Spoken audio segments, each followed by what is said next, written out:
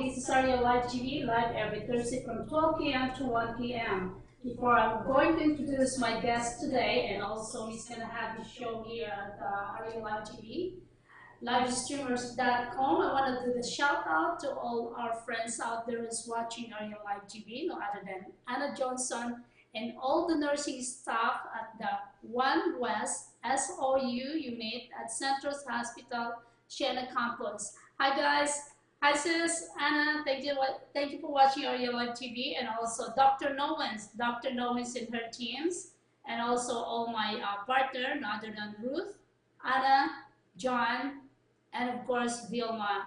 And to all the viewers out there, I will shout out later. I want to bring my guest now, and also he will have a show at the livestreamers.com, Get Real with Fred Conkes. He is actually a former candidate governor, and now he is also a professor of anthropology. Did I say it right? Yes, you did. Yeah.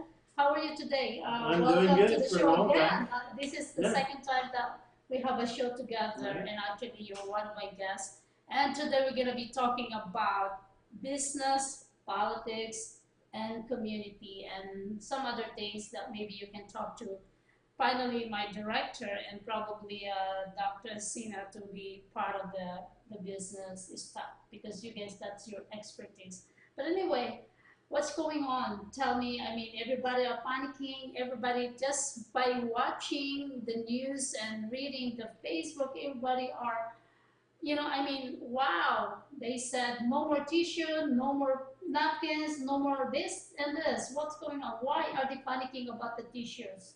Well, one of the real problems is out of the blue came this mutation of the coronavirus into what they call a novel virus that's called COVID-19. And it started in China about 2 months ago, maybe 3 months ago.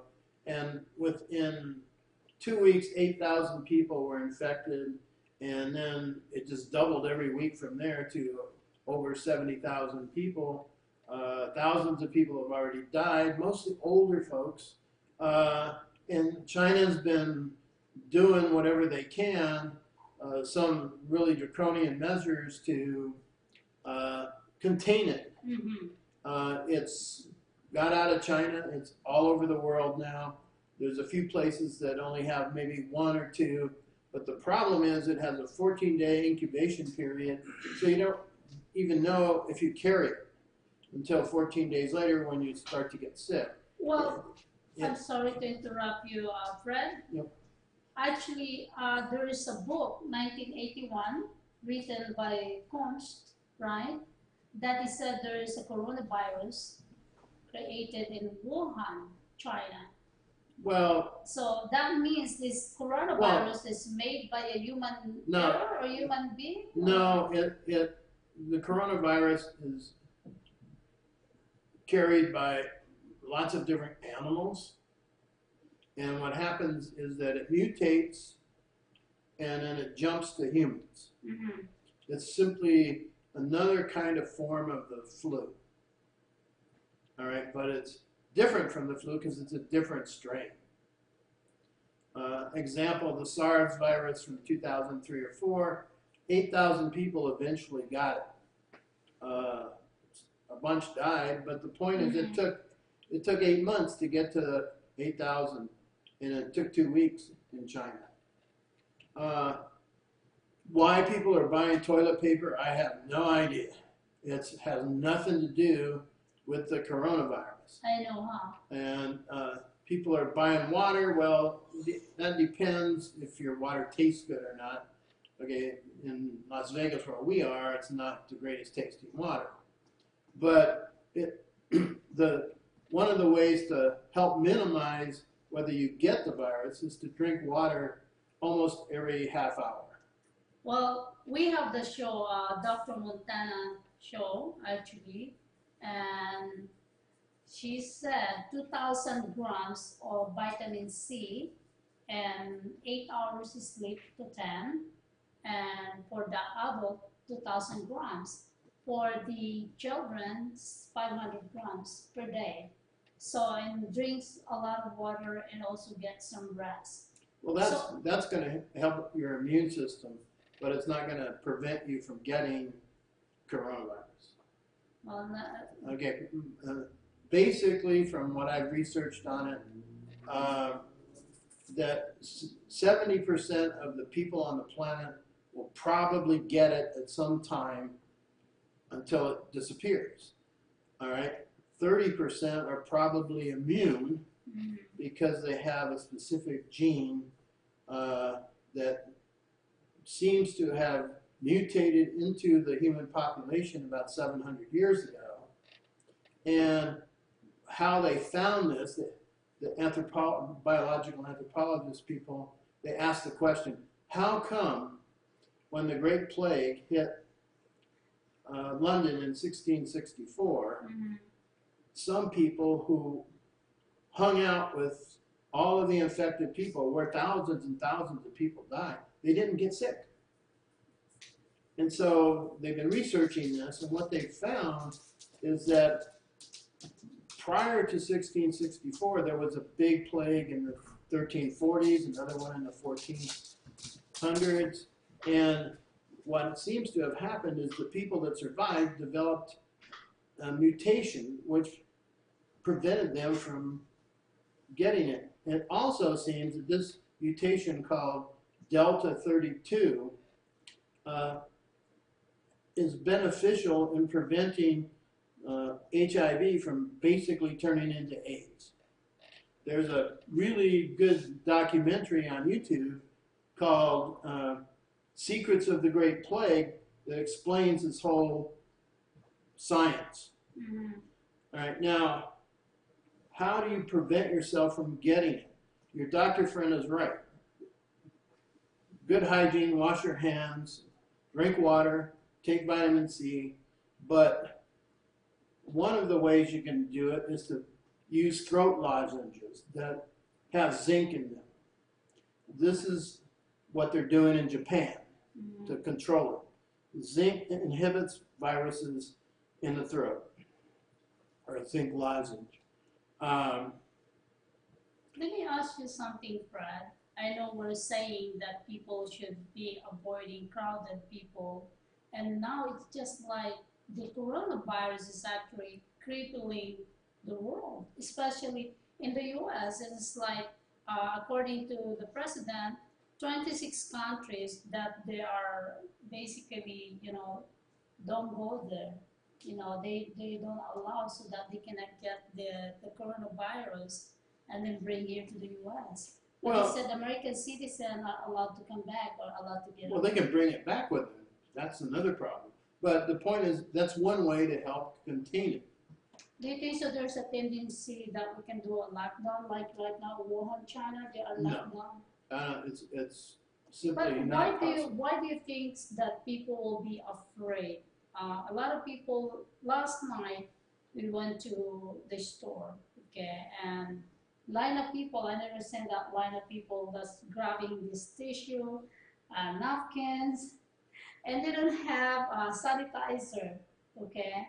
And I said to myself, go to Walmart, there's so many stuff there. And now my friend, actually Michelle, I just texted her, I read their comment. I said, Costco, no more tissue. I said, Walmart, it's full of tissue paper. It's full of everything. They can go and, why are they panicking because of tissue? I don't understand why tissue paper. Well, I have no idea because it has no bearing on the coronavirus, but it's simply a matter of the anxiety people feel about the potential for them getting it. By doing something like this, makes them feel better. All right? This isn't new because in the Asian flu epidemic of 1918 and 19, people behaved in something like a similar manner. When people are afraid, it creates panic in some cases. When it shouldn't, you shouldn't really panic, but it creates an anxiety, and everybody is connected to a network of their own friends and neighbors and community and what they see. And if they see everybody buying toilet paper, they want to buy toilet paper because they're going to go, what happens if there's no more? All right? No, And I think, Fred, I think it's good for the business, the commercial business. It's good to, I mean, this is the time now that we help the businesses, because my friend also called me yesterday. I am looking for a rice. I said, why? There's no rice. I mean, there's plenty of rice. Maybe there is a specific rice that they want to buy because they're Asian, but there's plenty of rice. well, the problem you have is that beginning with the tariffs that were put on last year, Mm-hmm. that has been disrupting the supply chains from all over the world. Mm-hmm. Okay, now with coronavirus, Mm-hmm. it's even worse.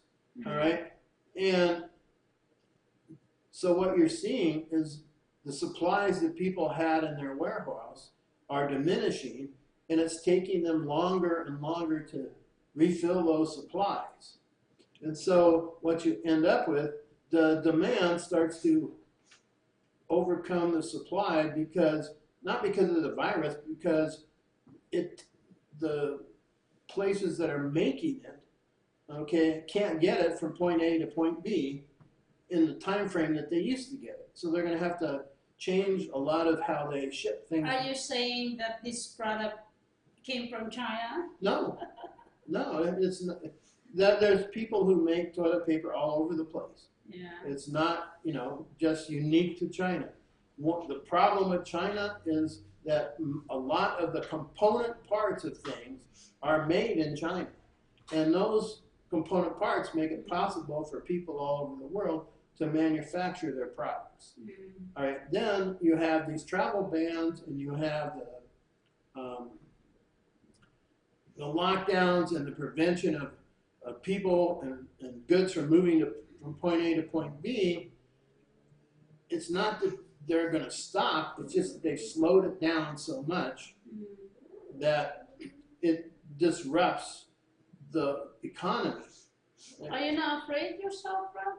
Are you not afraid? No, I have 2 alleles of the Delta 32 in my DNA, so I'm immune.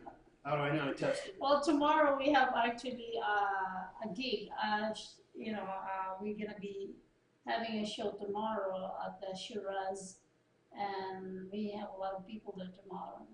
I think we should never be afraid of this. We just have to avoid, if someone are sick, then probably stay away from them. Don't hang around with them. Well, you got to use common sense. Okay, there's only, I think, 6 people who have tested positive for coronavirus in Las Vegas. Now, there's probably another 100 that maybe have it or have come in contact with these people, but we don't know because of the testing is really slow, because it takes a day to a day and a half to get results from the test, and there's so many people to test, there's not enough test kits. But right now in Vegas, I don't think that it's that big a deal. Okay, just don't shake hands, use the fist bump, or I always do that. yeah, and maybe take some sanitary wipes and wipe down, utensils if you're going to use them. Drink some water on a repeated Bottle without no opening it. Yeah. Okay. But it's going to get bad. But right now in Las Vegas, it's not that bad. What's really bad is how people are reacting to it. I know. It's everybody are like scared, and in fact, one of the doctor texted me. He said, "Well, because we have a concert March 21, and some of the doctors are afraid to hang around with bunch of people, but." If the people are already here and they never travel, it should not be a problem, Well, right? that's true, but that doesn't mean I it's says, not going to be a problem. Okay, one of the big potential problems is in the 1919 Asian flu epidemic. 500 million people got the flu. 50 million plus died. It came in 3 waves. The first wave, people got sick. It had a reasonably high death rate for the flu. And then it sort of diminished for a little bit. And then it came back with a different strain of the same flu. It just mutated. And that killed millions of people. People got sick and died within 24 hours. What year is that? 1918, 1919. All right. That's out from the flu, right? Yeah, the Asian flu. Okay. More people died in the U.S. from the Asian flu that were killed in the American Civil War and the World War I combined. There's a few documentaries on this on Google, YouTube, so you could go check it out if you want. But how people reacted to it then is the same way they're reacting to it today. It caused serious panic after the second wave, because the second wave was really deadly. Now, as far as this coronavirus, we have no idea whether it's going to mutate into something that's going to be a killer virus. I mean, dramatically higher than what we have. SARS and the influenza are all the same. So Well, that's why they're attacking Trump by saying it's a flu. It is a flu. I wouldn't say it's a flu. It's the same kind of virus, Yeah. but it's mutated into a different strain. It's kind of more stronger. right. So And it has little different symptoms. And where it's really bad is if you're an older person who has lung disease or diabetes or something along those lines. It doesn't seem to be affecting children all that much. But we don't know yet because we don't have enough data to make that kind of claim. Any claim made today is probably not seriously accurate because we just don't have enough data. We need much more testing. And the CDC is... I thought they're creating more testing. They are. They're making more testing. They are doing more testing. The problem is they didn't have enough test kits. And they've been manufacturing test kits 24/7 for about a week and a half. And it's going to take a month or so to get enough test kits into the medical system to do the tests. In Japan, they've come up with a test where they can do it in your car. All right? But we haven't borrowed that test. The stuff we're doing is everybody's trying to prevent them losing their power or their money or their status, instead of we got to fix this for everybody. It's not a political deal. The virus doesn't care if you're a Republican or a Democrat or any other. But everybody are blaming the president. Well, it's not. You can't blame him for something he didn't start, but you can blame him for his response to it. And his response has been sporadic. He says it's a hoax. Then he says it's not, and now he finds out this is really bad, okay? And he knows firsthand because he's losing money hand over fist in his business that his kids are running because his hotels are almost vacant. There's nobody there. People aren't going to his golf courses. Well, it's not just his hotel. Probably every hotel. It's not just his. Because why we always think that from the beginning that he become a president, okay? Everybody hates him. Everybody does not like him. Well, it's not everybody. Well, no, what I mean is, of course, you yourself, okay, you don't like him. Well, I don't like him because I've known my family's known his family for going on 80, 90 years. Okay? My grandfather... You yourself are Republican, right? So what? I don't care. Politics has nothing to do whether I like somebody or not. I don't, my grandfather was one of the biggest building contractors in New York City. Trump's father was a big building contractor. They did business together. Okay? Trump's father stiffed our family. So we called the mafia guys because we're Italian, and they went and collected it for us. Okay? in 1961, I spent the whole summer in New York, and we played baseball, and Trump's brother was on our team. Okay? So it's not like I don't know anything about the guy. He can be really charming. He can be absolutely the other way. Mm-hmm. All right? He's not very thorough in how he deals with stuff. It's just impulse. Right? So you think so he's not a good president, or he's not fit to become a president? Well, he's no worse than most of them. Well, who do you think the best president that you can think of? Right now? Especially right now. Who's running? Tulsi Gabbard by a mile. What about the two guys, Biden and... It's the old fossils. Sanders, Biden and Sanders. Yeah, well, Biden is simply a clone of Trump, but probably a little nicer guy when it comes to dealing with people.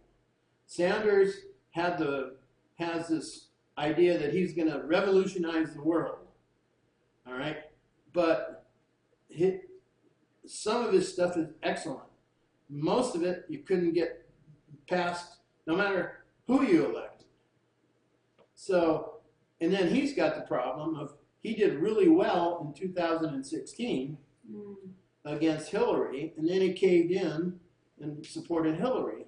Well, what it seems, based on the latest Democratic primaries and caucuses, that those people who voted for Bernie in 2016 weren't voting for Bernie, they were voting against Hillary. So why do you think Hillary lost? Because she was an idiot. You think so? She's an idiot. Well, I mean, she thought I don't have to do anything. I'm going to win because I know Trump and I know how he works, and he was a friend of mine and all that kind of stuff. And she got this really big head, and she didn't campaign in Pennsylvania, Michigan, and Wisconsin because she thought she was going to win. And whenever hubris hits and you think you're going to win in a political race, that may not be the case. I mean, everybody thought Dewey was going to win in the U.S. in 1948, and Truman won. Okay? Everybody thought that in the race where Taft was president, and then Wilson was running, and Teddy Roosevelt was the third party, they thought he was going to win, but he lost big time. Never count your eggs in politics until you're done. Well, so since we are in politics and we talk about the president, do you think so the president is not doing his job being a president? Because since you are been running as a governor and you're in politics, so do you think so the president is not doing a good job? No, he's not. And the reason is he doesn't think through the stuff he does. Well, okay. Until today, they're still comparing President Obama and President Trump. Who do you think the most person created the economy better than the other person? Neither one. So you're considering Trump did not do anything on the economy? No, the Federal Reserve put billions of dollars into the banks, and the banks went out and bought everything on the planet, and the stocks went up. So Obama, did he do something in our country for 8 years that he is in the office? Yeah, he saved our bacon from the 2008, but it wasn't the right way to do it, but it worked. Okay, and his second term, in my opinion, he sold out his democratic values for big business. So that's what you think? Yep. Well, and what I posted earlier on my Facebook page is we are at a crossroads where if we don't do something really quickly to help every person in the U.S. deal with this pandemic, we're going to be in a depression. All right? And you can't cherry pick it, and you can't say, well, he's a Republican, so he can't get it, or he's a Democrat, and he can't get it. You got to treat everybody equally. And the only way I can think of that will work is we need a stimulus package like in 2008, but it doesn't go to business and it doesn't go to the banks. It goes directly to the people. And we need to send about $2,000 the first go round to everybody who has a Social Security card. All right. Then people can get laid off. They have some money to pay the rent for the next month or so. They can get child care if they need it. Okay, they can buy food for their kids because if the schools are closed, thousands and millions of kids aren't going to have any lunch or dinner or You know, it's or a breakfast. lot of, it's a waste of food actually in the school because my daughter actually told me, Mom, you know, they're just wasting food. These kids just grab food and throw it in the garbage because the food that they're serving is that it's nasty. Well, it's a waste. you know, in Nevada, that's probably true. In other places, maybe not so much. Yeah. Okay. The school system in Nevada does everything to make sure your kid comes out of that school who can't read, write, or do math. But there's 5,000 or 7,000 administrators who all make well over $100,000 a year, and the teachers barely can survive. And nobody wants to do anything about it. All right? So you think so the president is not giving an action for that? Either they're Well, he can't do anything about Nevada. Why is that? Well, he's in Washington, D.C. What's he going to do in Nevada? Well, he's in charge for the whole country. I mean, for the Well, whole but he US can't do anything country, specifically. yeah. What, you know, another thing I think we might need to do is the Congress has to approve money, say $1 billion for all of the states and all of the protectorates, etc., like Puerto Rico and Guam and Virgin Islands, and send the states the money to deal with this program of controlling the COVID virus, because they don't have enough money. If you were a governor, let me ask you something. What are the first step you will do? And the governor? If you are the governor, If I was, Sisolak is a governor now. yeah, if I was the governor, I don't say it's the first, but it's in the ballpark of the first. I want a complete audit, a forensic audit of the education system. Yeah. So we know where all the money's going. Do you think so? He's been doing that? No. Why do you think that the governor put the bill of red flag, the red flag gun law? For, you know, because he, you know. If you were the governor, are you going to do that? No, not even. Do you agree to what he did? No. Violates the Constitution of the United States. I heard that they're suing him right now for that. All sorts of people. They are trying to even recall him. But those are just minor problems. It's not a minor problem because it's just like you don't have freedom of speech. Well, it's not. I actually interviewed the sheriff from Eureka, and sheriff from Eureka and the team. By the way, he is actually against, and he wrote a letter to governor. Well, it's not going to solve any problems. It's kind of like the war on drugs, right? There's a war on drugs. Oh, great. Let's have a black market. Everybody gets rich. Okay? This is what they did when they had prohibition.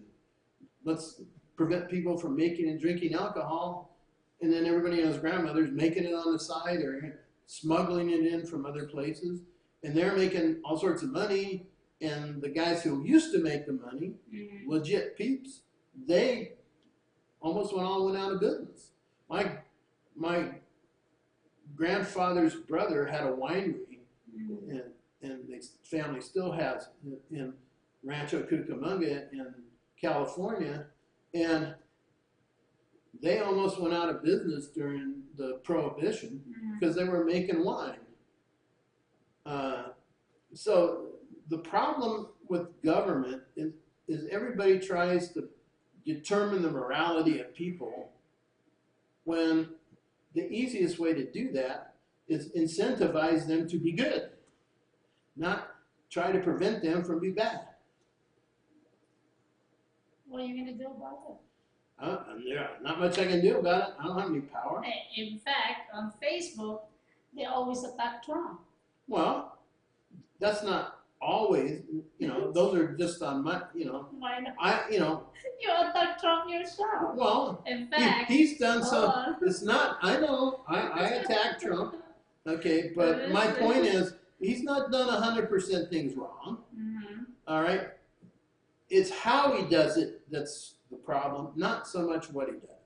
Okay, this is the beauty about having us the live streamers, and you can actually check it, and you can actually communicate with people. You can actually have a discussion with them. So what you said here, okay, where is that? Well, do you remember what you said? Well, I remember that. What the heck? I said, what's going on? Well, I remember, like, I watched his whatever talk on TV yesterday, right? And he didn't say anything of consequence, with the exception, hey, we got a problem. Okay, and this is what we're going to do about it. We don't really know what to do about it. We're going to ban people from coming into the U.S. Not a bad idea. Okay, but what are you going to do about U.S. citizens overseas? Can they come back? Yeah. We're going to ban, he says, we're going to ban ships bringing stuff in. Okay, as soon as he gets off the thing, the Commerce Department or somebody says, we're not going to do that. All right. He says, we're going to have this big stimulus program. Okay, great. As soon as he gets off, Mitch McConnell says, we ain't voting for that. So the problem is, it's like the Keystone Cops. Nobody knows what the right hand's doing or the left hand's doing at any one time. You can't get everybody together with a plan that's going to work. And it's not about we don't need the plans. The plans need to be workable. And they can't be dictated from the top at Washington, because every state is different from every other state. Okay, they have different laws, they have different basic cultures, they have different ways of doing things, and you can't just lump everybody together in one program unless you treat everybody exactly equal. Let me ask you something. Do you think so there's a chance that Tulsi will win? No. She could, but I don't think she's going to win, but she's going to make a dent next time. The reason is the Democratic Party does not like Tulsi because she won't essentially kiss their ass. All right? She tells it like it is, and I've met her, I've talked to her, and she's a legit leader. I meet her also and I interview her, and she seems like a nice lady. Of course, she's also grew up in the military, and she served in the military. Yeah. And I asked her, what are you going to do on a wall? She said, there's a way not to have a wall, or there's something that you don't need a wall. You don't. What's good as a wall? The Chinese built the Great Wall of China, right? Well, it's the biggest wall ever. Let me ask you that. Since day one, each president keeps saying they will build a wall. Each one of them actually created half, and Trump wants to complete it. Well, come on. So what? Give the guy a chance, okay? Everybody from the president, Obama did, Bush did, Clinton did. But the wall is a waste of money. Well, do you think so? The past president also it was a waste of money. Yeah. They all wasted the money. Yeah. Then why the president just wanna, whatever he says, okay, he wants to deliver what he preached, and he's doing it. And why other people does not like him? Because so do you think so? If Biden wins, and he said, and also Sanders, if Sanders had won, free Medicare, there's no such thing. Hold on, free school. Because that's what AOC said, Alexander Ocasio-Cortez. But so if we, according to some of the doctors and nurses that I talked to, because I do home health, they said, if that's the case, the hospital will be empty or their clinic. Who's going to pay them? Who's going to support them? Well, who's going to? This is their job. No, I understand. Okay, there's no such thing as free. Well, that's what they said. Well, but and then how are they going to pay that? They're going to borrow money. They're going to tax the rich people. no, Why? well, I understand that's what they're saying, okay? But those ideas never going to pass a Congress. End of story. Okay, it's simply it's kind of like back in the 1910, 14 when Nikolai Lenin was blabbing all over the place about how great communism or socialism is going to be. He gets, they take over Russia, they kill the Tsar's family, they get in power, and the whole thing fell apart right off the bat because reality and theory were mutually exclusive. They had no connection.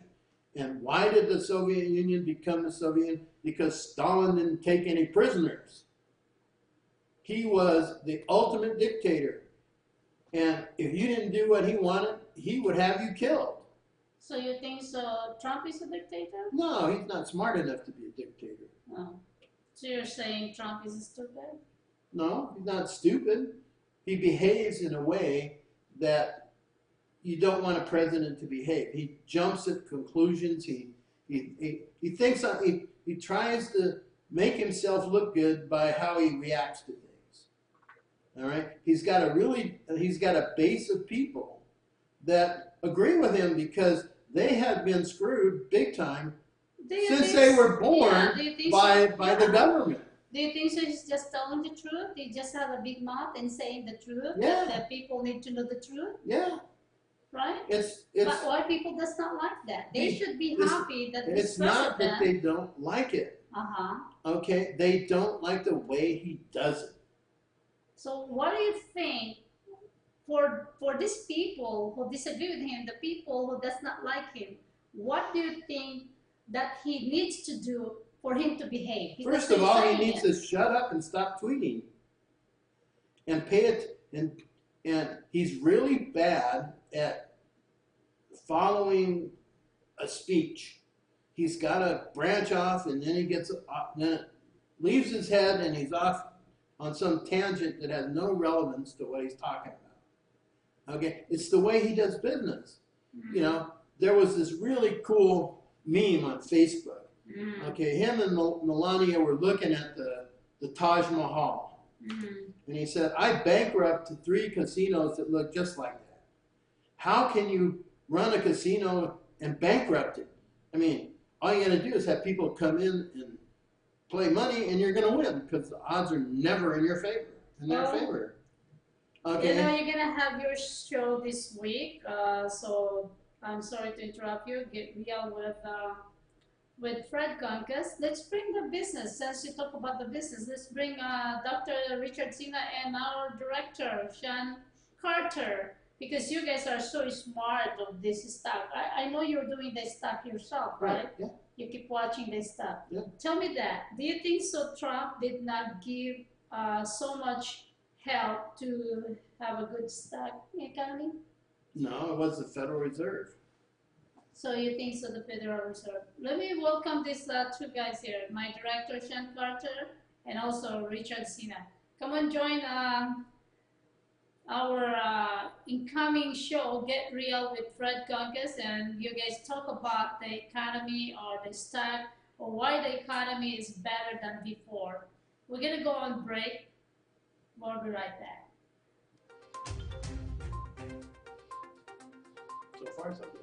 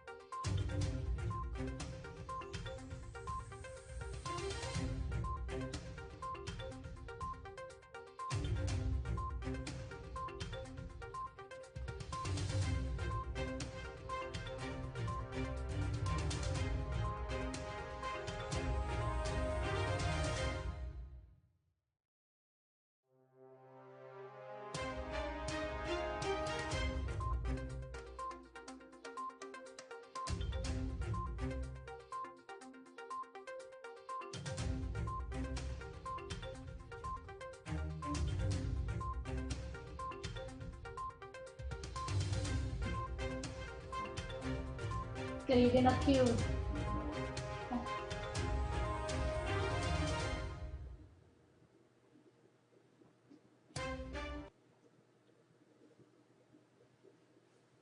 Hi, this is Fred Conquest on Arielle Live TV, and we're going to talk today about the market the rest of the time. You can tune into my show next Thursday, where we will be talking about community, business, and politics, and we'll have various guests, authors, political people, people in the markets, CEOs and stuff. Dr. Sanek and Mr. Carter have an interest in the market for a long time, so you guys can ask me the questions. The old guys have the floor. Yes, they sure do, yeah. They got a lot of experience, let's put it that way. Good. You know, And my take is I've been through 4 of these sort of bear markets, and I did really good on a couple and one not so real good at all. And the rule is don't lose your capital. yeah. So you're very familiar with the stock market. Oh, yeah. I worked on Wall Street, or not on Wall Street, but in LA in the markets for 35 years. See. I had to quit because they wouldn't let me kill bankers. Yeah. What's one of your 2-year techniques on in a bear market? One of my techniques in a bear market. Okay, I'm a big believer in the way a guy named W.D. Gann talked about the market back from 1900 to 1955, and when the bear, I like to be short or the market because it always goes down faster than it goes up. All right, and you got to cherry pick your stocks that you buy. You can't go chasing money all over the place. But the really big thing is once you make the money, the hard part is to keep it. And this is what we're seeing now. I'm doing really well right now. The last 3 months of last year, not so much. But I do more commodities than the stock market. But what I like to do, I'm a fan of Warren Buffett. Find a company you think you would like to own and buy a share in it. And if it pays a dividend, great. Just hold on to it. One of the things people fail to understand, let me give you an example. There was a company back in the 70s called Philip Morris, and they made cigarettes. They still make cigarettes. They changed their name to Aria. Or, I think it was Aria. But the point is that cigarette manufacturers have been up and down for the last 40 years. But if you would have bought $2,000 of Altria, that's their name, in 1980, and never did another thing except reinvest the dividends, that stock today would be worth over $700,000. One investment, $2,000. And a lot of things that happens is people start chasing stuff that everybody else does. All right. The real way to survive on the market is don't lose your capital and try to build up your income every month. Because if you don't have an income, you can't do much of anything. Watch what the Federal Reserve does. They're probably the biggest problem people have in the market because they put in the money in the banks and the banks buy stuff. What Arielle was telling, asked the question, how did, Trump looks like he was generating income or the market to go up, and it happened on his watch, so he can take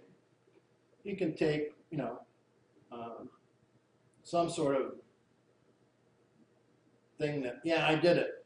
But the real problem was it went up for 2 reasons. One, the Federal Reserve got all the money in the bailout of 2008-9. And they went around and they bought up stock. And then money was so cheap that it was cheaper for corporations to buy the money from the banks at really low interest rates and go out and buy their own stock. What this did was take the stock out of the market, and since you had less stock in the market, any demand is going to make the price go up more. And this coronavirus and the oil crunch, because Saudi Arabia, what they're trying to do is bankrupt the U.S. Fracking guys, because they're leveraged up the hilt. What that means is that they got loans that they won't be able to pay back. And the Federal Reserve keeps throwing money at the game, which is not the way to do it. If you're going to play in the real world of business, you either win or you don't. If the government bails you out, the people are going to suffer. Okay? There's got to be some risk of in the market, not of losing money, but of losing the company and your job.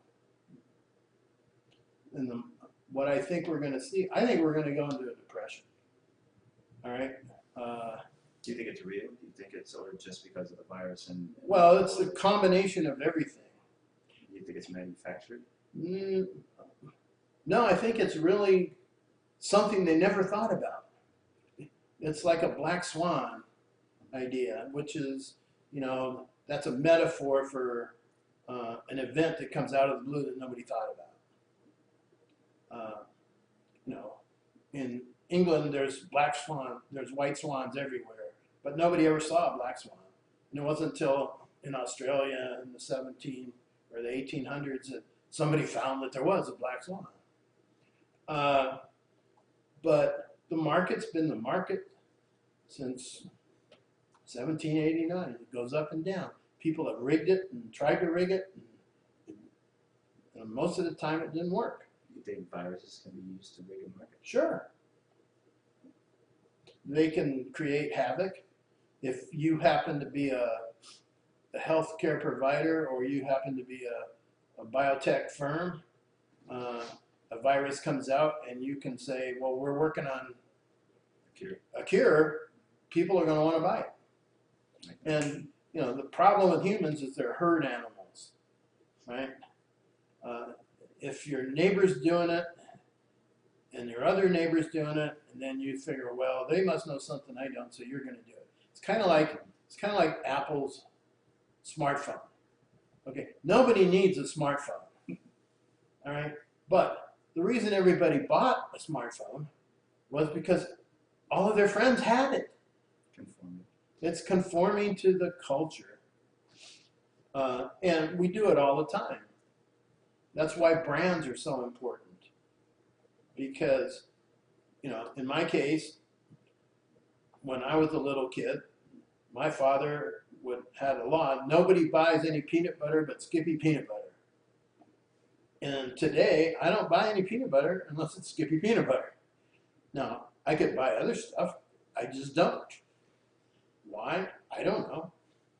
It's just part of the culture. And the way we trade stocks is everybody thinks they're going to get rich on them. And you will if you do it right. I mean, it's real easy to make money in America. It's really hard to keep it. Have you heard anything about how certain people were investing a lot of money into China, the technology side, a couple years back? There still are, but not so much in the U.S. Not coming from them from China to us. Yeah, from us to China, yeah. How much do you think that was? I don't know, probably at least 100 billion. Okay, the way you do it is you hide the money offshore so you don't have to pay taxes, and then there's stuff you can buy and can't buy here based on the rules, but the money's offshore so you can send it to China.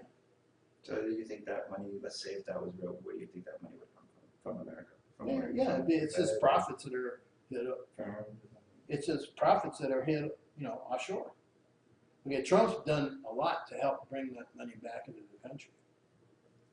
An example would be, for roughly 150 years, the American working person's standard of living increased every decade until 1975.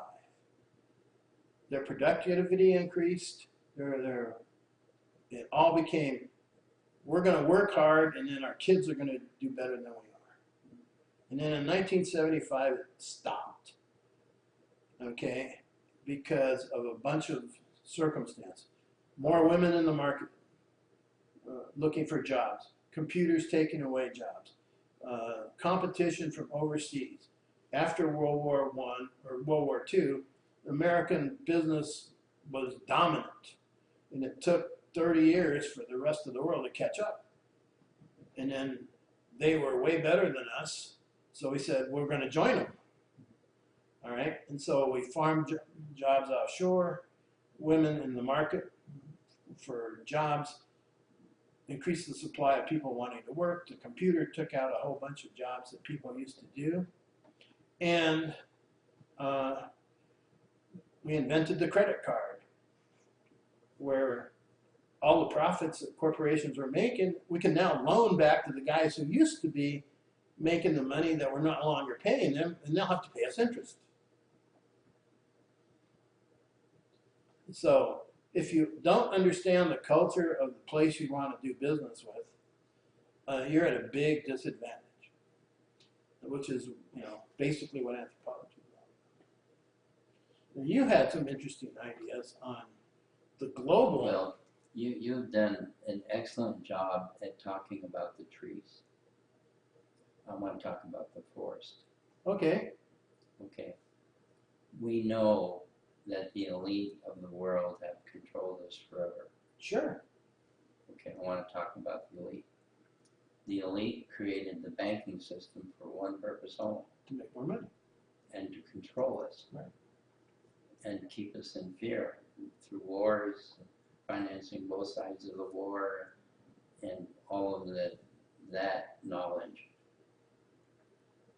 What happened, and this can be confirmed by Dr. Karen Hudis.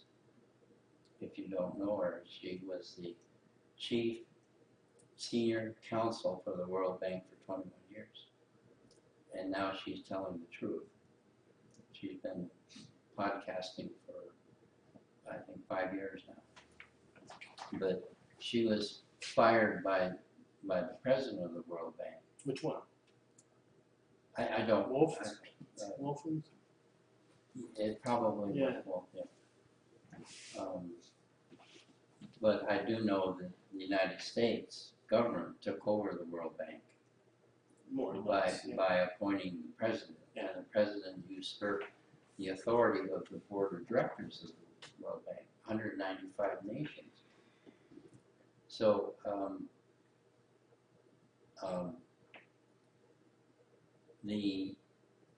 the fact is that the Federal Reserve, which was designed to end competition among banks, control everything, and they systematically purchased 40% of the assets of 43,000 transnational corporations. Probably, or at least some of them. And through the board of directors being all the same people, they control 60% of the income. Yep. So everything on the stock market is to help these corporations make more money than they do from their products. That's true. I mean, General Motors, prior to the big crash, was making all sorts of more profits from their GMAC bank than they were from selling cars. Yeah. I mean, by a lot. Oh yeah. Well, you are aware of the fact that we gave Japan the auto industry. Pretty much. And the big three Detroit corporations started, they're 50% owners of the car association in Japan. Maybe, but I understand that they own a lot of shares. Yeah. The whole thing is interrelated. Everybody owns shares in each other. Right. Exactly. And they work with each other to manipulate the stock up and down. So they know where to sell and where to buy. Pretty much. Well, I mean, they can direct people to do that. All There's right. large amounts of money. Right now, the biggest problem in the market that I see is they got this high frequency trading in which computers are doing stuff, buying and selling, and there's no human involved. It's all AI bots. Yeah. Okay, now, just this morning, okay, the stock I have went, and by the time I logged into my account, I mean, which was like less than a minute, Less than 10 boom, it seconds. was down $10 from where I was going to get out, right? And there's no way that a human could do that. All right? I seen it last night too in Bitcoin. There's no way that a human can do that. Yeah, okay, and you can tell it's bots. Yeah, Okay, it's impossible. because you can just watch the volume, because the human volume is fairly, it moves at a slower pace, and all of a sudden, whammo, up goes the volume. You know it's a bot doing this stuff, right? Yeah. Okay, and basically it's the Federal Reserve, it's the major banks, and it's hedge funds like Citadel, okay, in Chicago, using these bots because they're really smart and created the bots. Mhm. And This is fast. the Securities Exchange Commission is populated by idiots who probably can't do basic math. And they won't outlaw it because the Wall Street guys will go, but we'll lose a bunch of money in trading fees.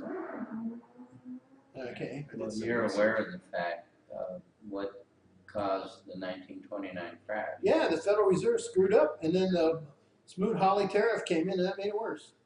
Yeah, but basically, J.P. Morgan and Rockefeller short sold the market Well, and drove the market down. why not? It's free market. Right.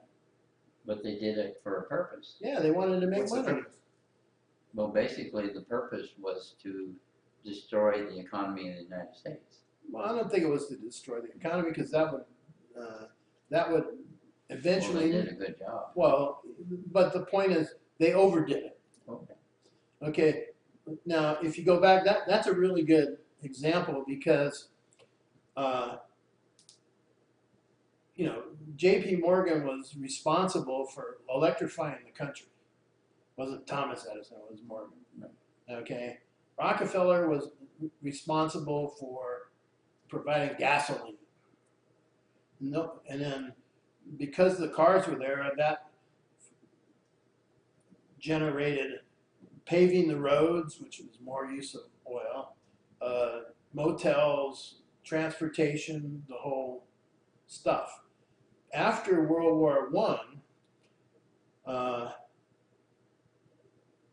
what happened was that the European guys who had been competing with us before the war got knocked out of the game. And so their agriculture came back first. And so the farmers in America who were making big time money in 1916, 17, and 18 now had real competition for prices. And the prices kept going down and down and down. And then you had this climate change where you had this drought that was all over the Midwest. And the farmers got zapped. But everybody else was making money because Prohibition made it really easy for a lot of people to make money. Now the real problem ended up, an example would be, and then radio came in. Now, when RCA first started selling radios, their stock was $1.50. Right before the crash, it was 600 and change. And it went all the way down to 5. Okay? And the same thing happens today because when Clinton got rid of the Glass-Steagall Act, he took out all of the safeguards for investors. Right?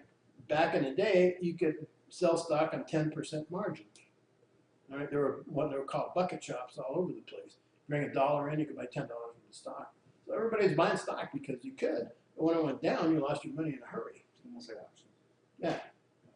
And so, and there was no uptick rule, which means you could, when the Glass-Steagall Act came in, there was a rule put in, if you wanted to short a stock, which is fine, it had to be on an uptick. In other words, the price had to go up and then tick before you went short.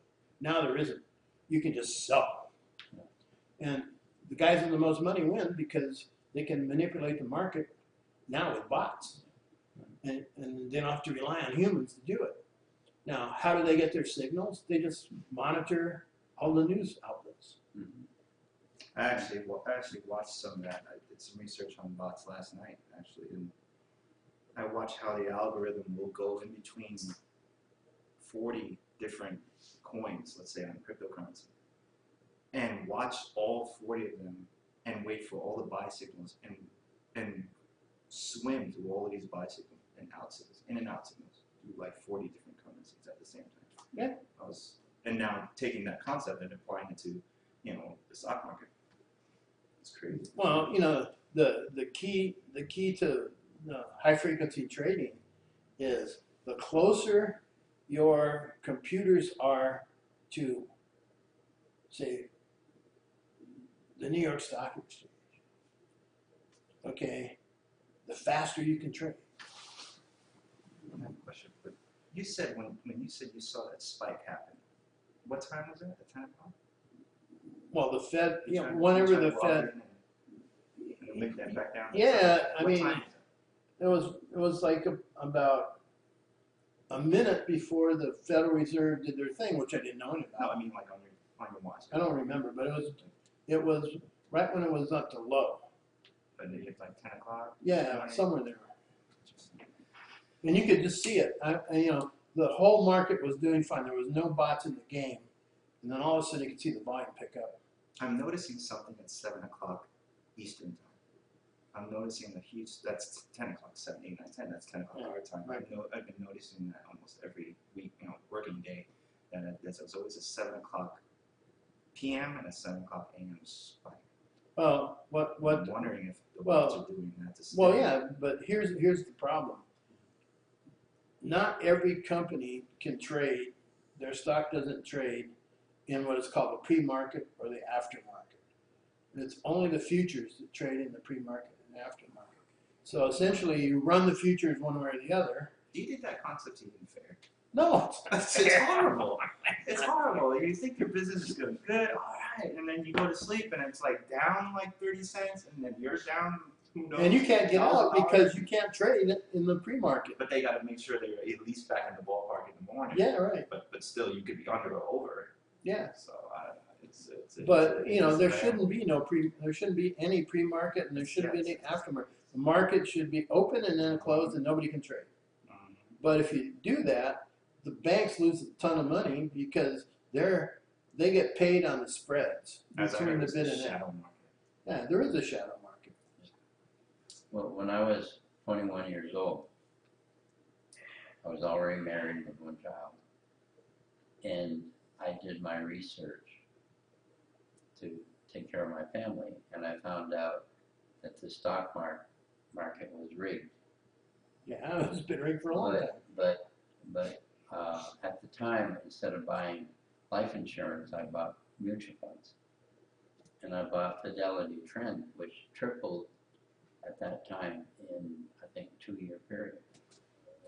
But then, what I really learned, the problems, I sold my mutual funds, and The taxes ate up your profit.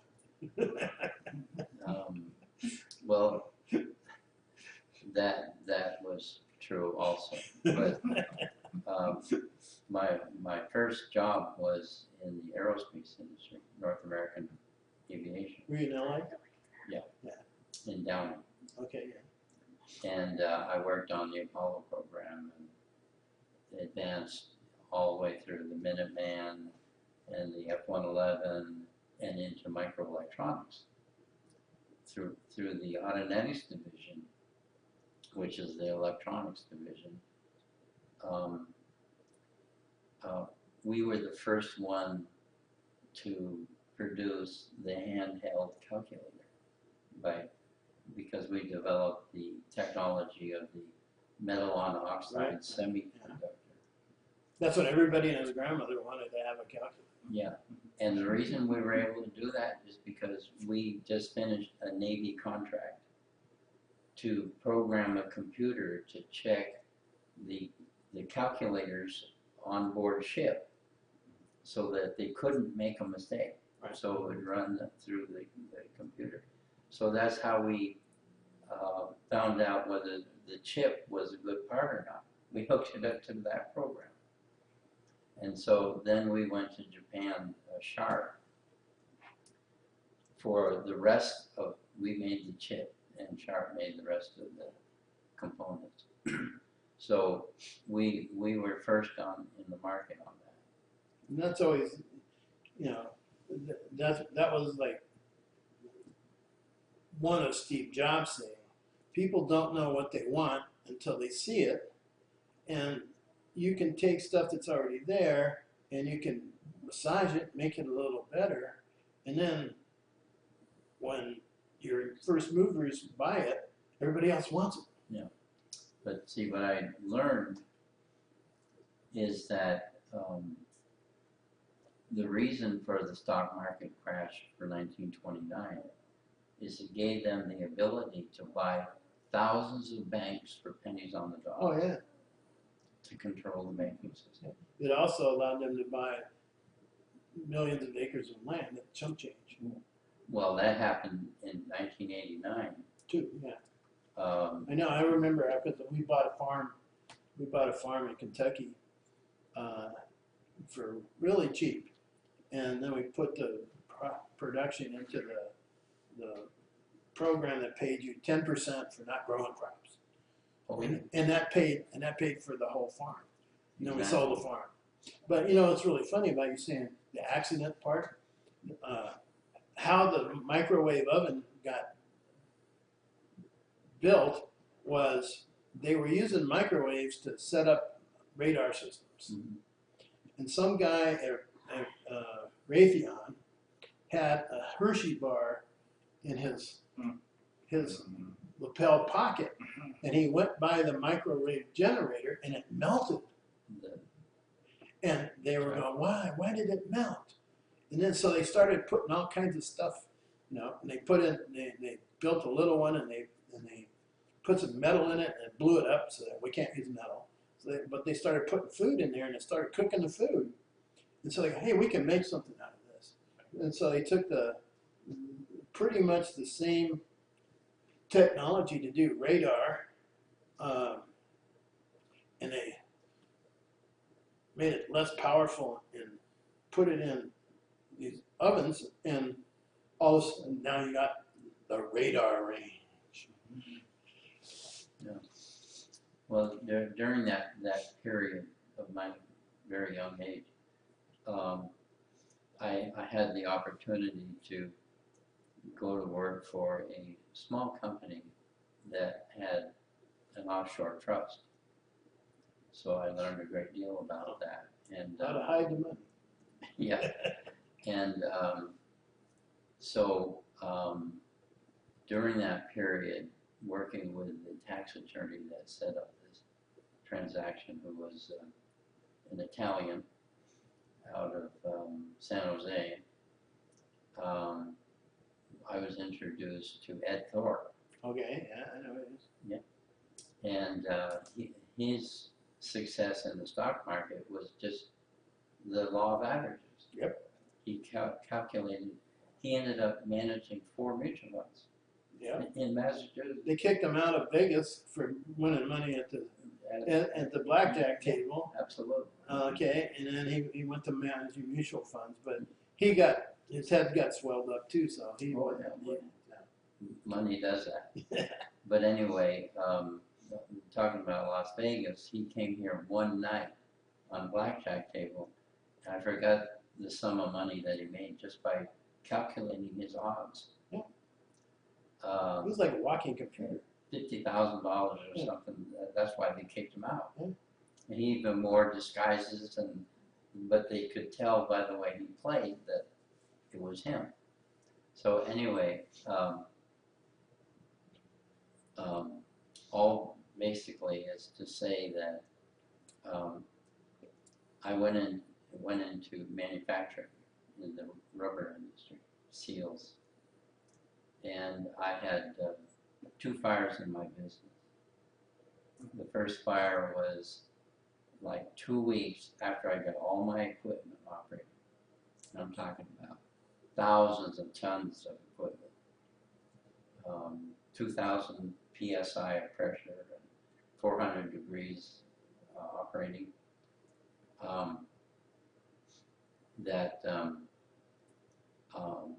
It took me 3 years to get an insurance settlement on the second fire. The first fire, they only paid half the loss because my agent, I'm past president of International Lions Club, and so I bought my insurance through a fellow, and he didn't know the business, so that's why they only paid half the loss. But anyway, so when I got my final settlement 3 years to the day from the fire, I retired at age 42, and that's why I went into humanities. I wanted to help the poor, basically. That's been my mission now for 37 years. And that's what ultimately led me into international banking, to work for that. And this is what mainly I'm doing right now, is working with patriots who are trying to reverse what the deep state has been doing to this country. And the deep state, I've determined, is the Bar Association. Well, in Las Vegas, people think that the casinos run the show, but it's the law firms. Right. Okay, what they do is they hire people, and they make them clients, and as long as they're clients, they have the right not to tell anything what to do. All right, the biggest problem in the world today, that on a global scale, is major agricultural corporations and governments want to get rid of people doing subsistence agriculture, because if they can get them off the land and into the cities, okay, they got to work for them, and they got to work cheap, and they have to buy their food products. Same Monsanto. Huh? Like Monsanto. Well, it's Monsanto, but it's Bayer, and it's all these other guys too. And it's not that some of them don't have good products that everybody can use. It's that everybody what's really funny about, capitalists, you sit there and they go, we love competition.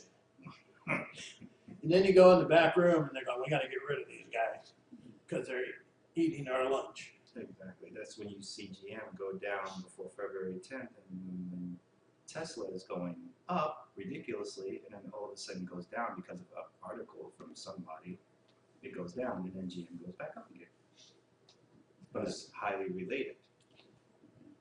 See, That's capitalism at its finest. See, the problem everybody doesn't realize is that everything is connected to everything else, but you don't know where the connections all begin or end. If you do research. Well, yeah, but even then you might not know the ultimate, right? Because, what people fail to understand about the internet is everybody is connected to everybody else in the whole world. Well, if you do. And if you, but the point is, okay, if you as a network person build up a community, and then you get some celebrity or something to endorse it, then your community grows. Okay, I forgot which one of the guys is. He's got 154 million Twitter followers. But all he's got to do is say, buy this product, and some of 1,000, 2,000 people buy the product. 100,000. Yeah. And you were going to say?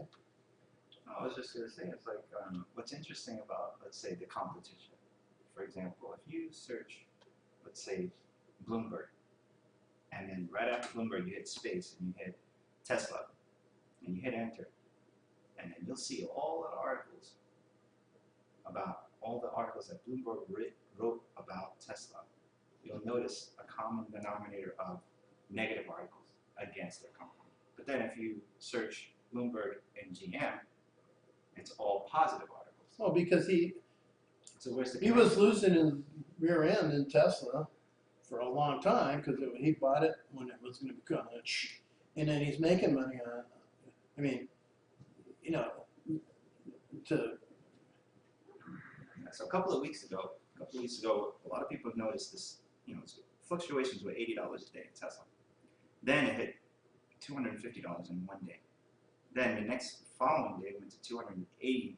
So you're capping out was like 900. Yeah, 900 something. And I'm going, this is ridiculous. But did you see what happened? I know, but did you see what happened at the end of that day? A lot of people missed it. But at about 4:30, Bloomberg dropped an article. At 4:30 that end of that day, they said that Tesla shares that were bought by the Saudis last year were sold off. All of those shares that the Saudis, it was on the news, and the Saudis are big investing into Tesla. They dropped that article at 4:30.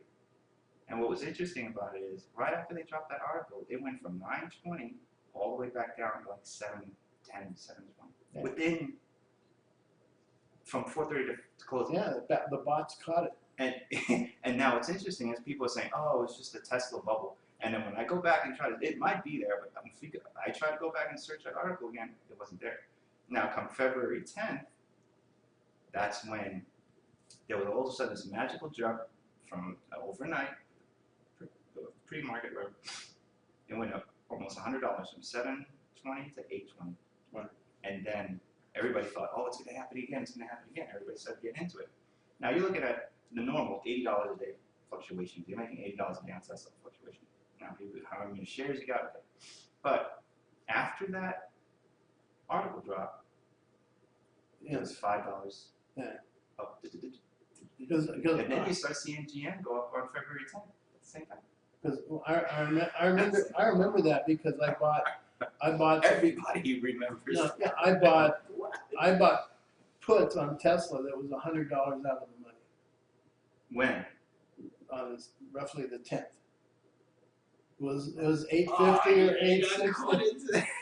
You got Bloomberg. No, Bloomberg. it went. I covered the last one this morning. Okay, I had 800 and 700 puts. Okay, and I covered the first 800. I wish I knew you this. I was like, I covered the one this morning at $125 in the money. Okay. All right, now my big one was a few years ago. I had 100 puts on Chipotle, and they missed earnings. The report. Oh. Yeah, and I made $300,000. Oh, okay, yeah. Okay. And then I screwed up big time because I figured that the Fed's not going to do anything. They can't do this, and then of course they lowered interest rates, and that ate up most of my profit. But I was looking at Netflix. Mm-hmm. Okay, and this Netflix, good idea, and it's getting crushed. It's down to $50, and I'm looking at What year was this? Yeah, right, 11 or 12, something like that. So I'm looking at Netflix and I'm going, I should buy some calls on this. It was $50, and the 100 calls were like 2 cents. Yeah. Okay, and I could have bought 1,000 of them, and it comes out and it blows out the earnings, and it goes up 270 points in one day. And I just go, oh no, not another one. The one I lost the most money on was not for losing money, but for not doing it. Was on Cisco. I could have made $100 million on Cisco. but I didn't understand that a router was not something to make furniture. What's something about it? Oh my god. Oh my god. I got you understand. Oh wow. Yeah, and The stakes are, hey, you know, we totally understand. It's like, oh, I got a perfect example. I was at CES a couple of years ago. Okay. And just as I was leaving CES, I love this story. I was leaving CES, and there was, I don't know, it was a hall connecting from North Hall to Middle Hall, South Hall. I don't know, but it goes up the ramps. It's 2 ramps. This guy had the booth right there where the ramps were. If you ever walked around, and this guy was going on and on about these chips. I have these chips where you can store your pictures, you can store your videos, you can store whatever you want. And I have 3 different sizes. I have this super small one, I have this medium size one, I have the bigger size, like an inch size. And you can store, right now we're at 500 megabyte storage and everything like that. And everybody was like, what is this guy talking about? You can barely put anything on 500 megabytes, right? But then now when you think about it, that same guy was talking about our little SD cards. Because I went over and I looked. He had the small one, he had that medium-sized one, and he had the full-size SD card. SD cards that we're using in all of our phones today. And cameras, and computers, and damn near everything, even in our TVs, we plug in and we put it in there. That was the same guy. I happened to walk by that. Yeah, that guy's probably, yeah. well, I posted Everybody something. looked at him like he was crazy at the beginning, like, you just 500 megabyte little card. I posted something because most people don't know a whole lot about commodities, right? And I was a commodity broker for 14 years, and then I still fool around in it. In 1980, silver went locked limit down 22 days in a row, which means you couldn't get out of a long position. And the guy who was the head of Occidental Petroleum lucked out and bought 200 contracts, or sold 200 contracts of silver the day they put the you can't sell it order on it. And one of the guys who was working with me, he had $978,000 in his silver account. And we're telling him, get out. I'm going to make $1 million. I'm going to make $1 million. No, get out. All you got to do is put it in the bank for a month and you'll make $1 million. He didn't do it. And from $978,000 to he owed the brokerage for $40,000. Did you ever meet David Earl here in Las Vegas? No. He was one of the biggest commodity dealers. I know who he was. Yeah. Oh, I'm the vice president in his corporation. Cool. Called Bringing Americans Together Incorporated. And I used to know all these guys and when I was dealing because they'd invite me to go to Chicago to give talks in the conferences and stuff like that. I remember I went to Chicago in October, late October. I was going to give a talk. I had to go from the hotel to walk across to the Board of Trade. I have my custom-made suit, my 3-piece, my vest on. I have an overcoat. I'm standing on the corner, and the red light comes and almost froze me. Well, David retired about 20 years ago, and Bringing Americans Together, B-A-T. Yeah. The Queen of England used to call him Batman. Yeah. Did you know? Jim Dennis? No. He made a ton of money on sugar by accident. Mm-hmm. Okay, and now then he made enough money where now he's a big trader because he made all his money in one trade, right? But when I was a broker, we had this guy in Newport, and he comes in, opens a $100,000 account. This was back in 1975, 76, something like that, which is pretty good bucks back then. He comes in September. He buys 25 contracts of coffee. We never hear from him again until the first week in January. He sells his 25 contracts, takes his $400,000, Says, I'll see you guys in September. He comes back, he does the same thing in silver. All right. I mean, for 3 years in a row, he made like $400,000 to $500,000 every single year, just buying 25 contracts. He had enough margin, he didn't care if it went up or down. He just bought the futures way out, which nobody really did. And the reason he did it that way was the rules were that the profit doesn't count until, except when you take it. So he's always taking it in the first 2 weeks in January. You got a whole year to hide it. Well, David Irwin's big success was on chicken hindies for China. Oh. It's a delicacy. Yeah. And he happened to know Tyson, the owner of Tyson Chickens. He made a fortune, and that's what got him into the banking contracts. And but anyway, we're working together to make the banking system change to allow money to trickle down to the poor. Oh, I know a bunch of people in the World Bank. They're the biggest cause of poverty in probably the whole world. Mm-hmm. And I gave a talk, and I said about how to fix the poverty, and the average salary of the people working at the World Bank was $90,000. And so and they were going, well, the average person in these African countries, his salary was less than $2 a day, and most of them were about $1 a day. And so I made the comment, well, you know what I think we ought to do? We ought to lower all of the salaries of the people who work at the World Bank to $3 a day. You're still making more money than all of the workers. Just sort of. One thing I noticed about the market, and then I got to switch over to let Arielle hop back in. Okay.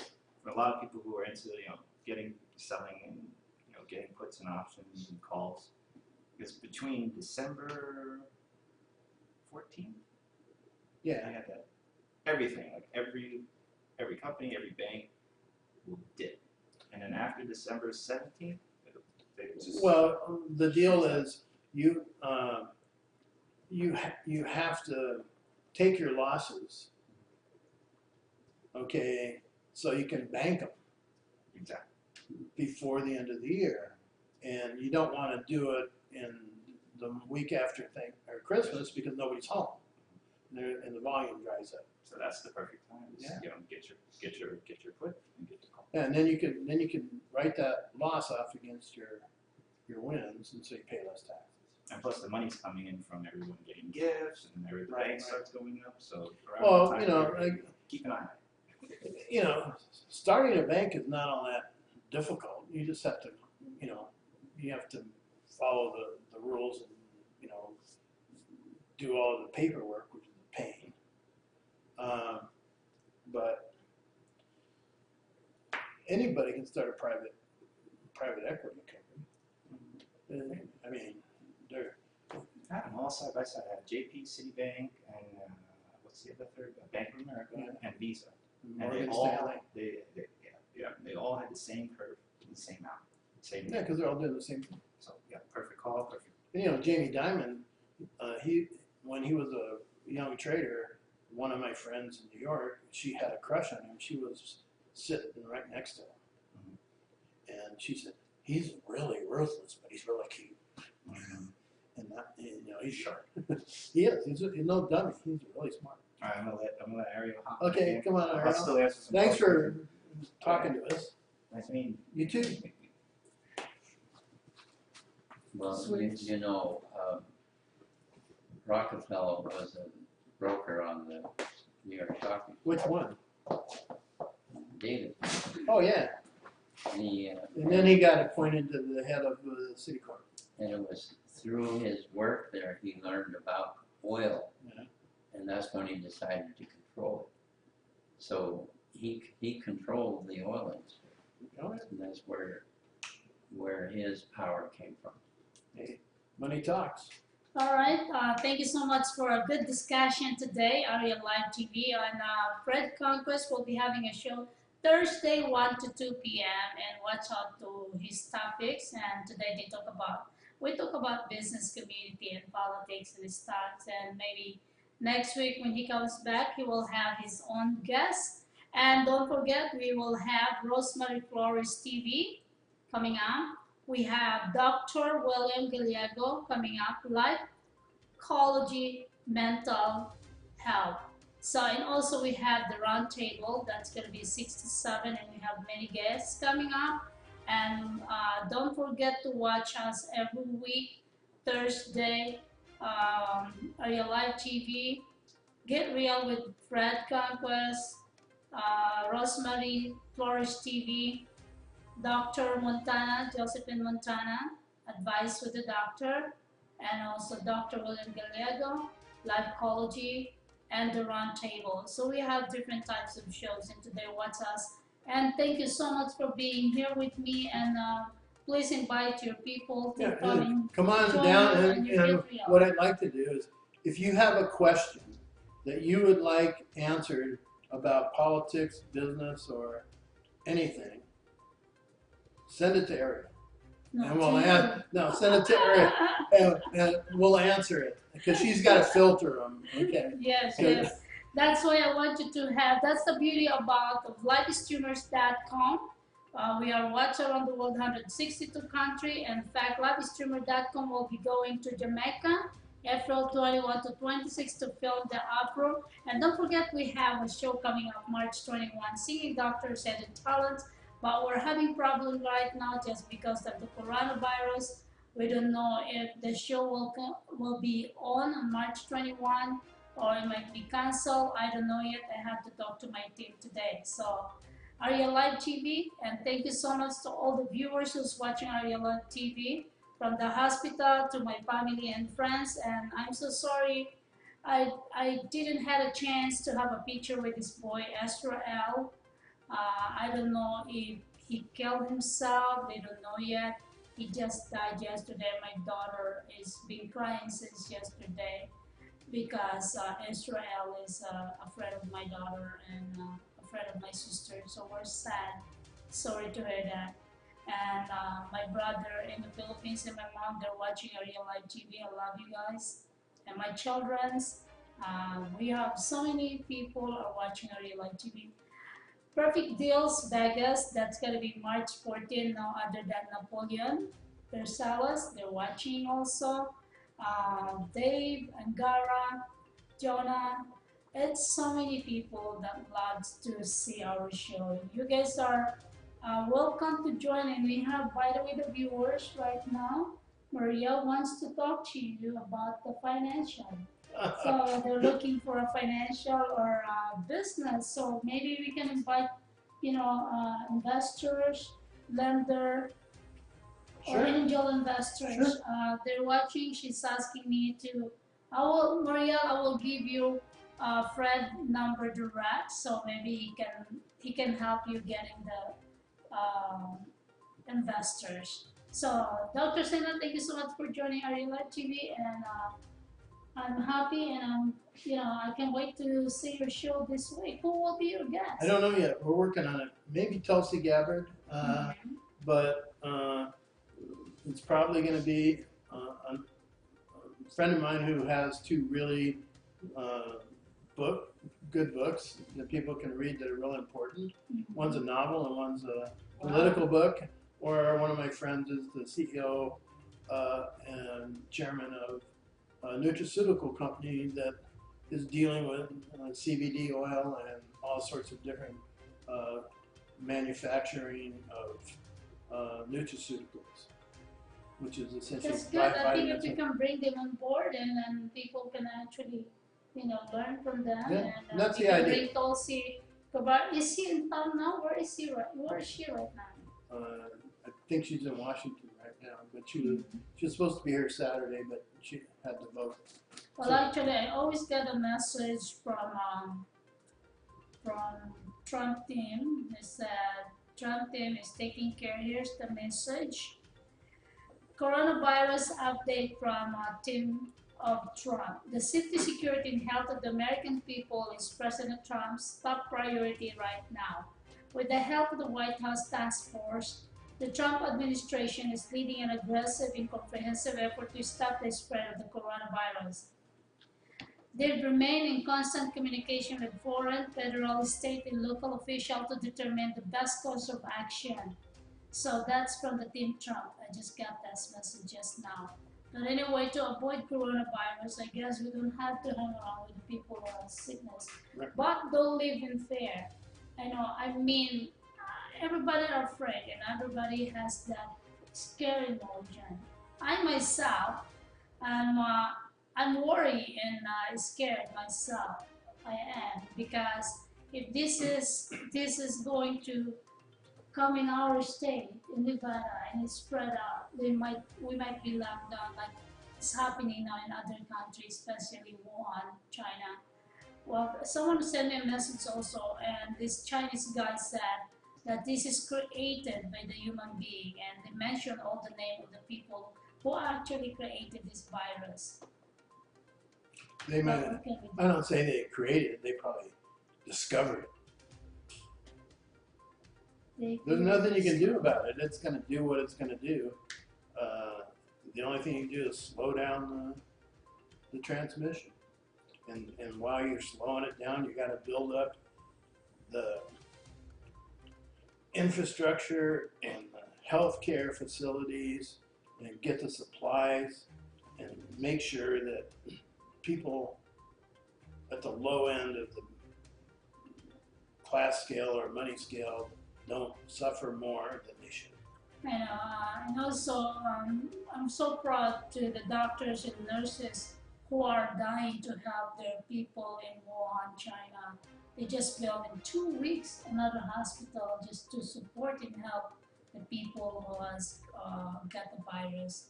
It's sad their state or town or city are basically locked down. But I want to welcome my dog, Georgie. She wants to be in the show. She want to be in the show all the time, right? See, she always want to be in the show. What are you going to say today, Georgie? Say hello. But anyway, I want to say thank you, and don't forget to watch coming soon. Okay, we had Dr. William Gallego, we have Rosemary Flores TV, we have Roundtable today, and we have a guest, no other than the owner founder of Tank, will be Erwin. So join us today. Thank you so much for watching Arielle Live TV.